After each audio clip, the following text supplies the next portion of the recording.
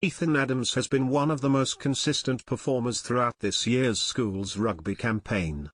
But can he be considered as one of South Africa's all-time great age grade players? Schools rugby plays a vital role in the success of South African rugby in general and the Springboks in particular. Many schools rugby stars have gone on to not only become some of the best sports people this country has ever produced, but also the greatest the oval-shaped ball game has ever seen. So use just two examples of current rugby greats, Damian Willemse, 25, and Handré Pollard, 30. 4 years apart in age, the duo were the absolute best in their respective first teams. Playing for Paarl Gymnasium, Pollard was always destined for the top, with many predicting he would be the greatest Springbok fly half ever. Now, 2 World Cup titles and a couple of rugby championships later, Pollard has a legitimate claim to that label.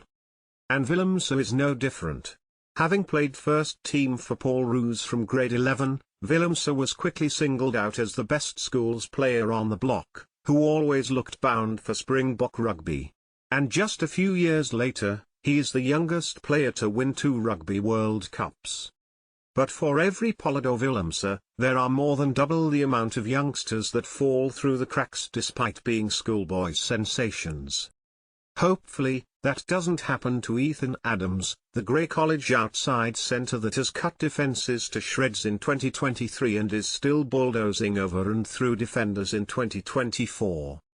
A sports rugby page, dedicated to profiling the stars of tomorrow, recently posed the question, will 17-year-old Ethan Adams be the best schoolboy rugby player ever? While there is not a definite answer to the question, take a look at these highlight reels of Adams and decide for yourself.